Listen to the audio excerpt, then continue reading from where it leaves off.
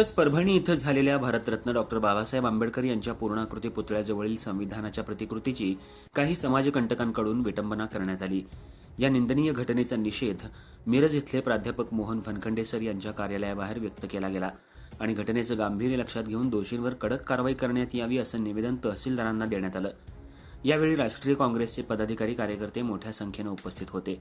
यात प्रामुख्याने प्राध्यापक मोहन फनखंडे सर, महाराष्ट्र प्रदेश काँग्रेस कमिटीचे उपाध्यक्ष तानाजी सातपुते शिवसेना नेते, अण्णासाहेब कोरे अध्यक्ष मिरज तालुका काँग्रेस, संजय बापू मेंढे अध्यक्ष मिरज शहर काँग्रेस, अण्णासू खोत जिल्हाध्यक्ष ओबीसी सेल, योगेश जाधव उपाध्यक्ष मिरज शहर काँग्रेस, प्रमोद इनामदार राष्ट्रवादी मिरज विधानसभा, धनराज सातपुते माजी युवक काँग्रेस अध्यक्ष मिरज, शिवाजी दुर्वे माजी नगरसेवक, दिगंबर जाधव माजी नगरसेवक,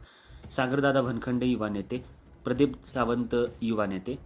कपिल कबाडगे ग्रामपंचायत सदस्य मालगाव, मनोज नांद्रेकर ग्रामपंचायत सदस्य टाकळी, जहीर मुजावर मिरज सुधार समिती, सुलेमान मुजावर ग्रामपंचायत सदस्य टाकळी, वसीम रोहिले ओबीसी सेल समन्वयक, श्रीनाथ देवकर समन्वयक काँग्रेस सोशल मीडिया, अमोल पाटील जिल्हाध्यक्ष काँग्रेस सोशल मीडिया,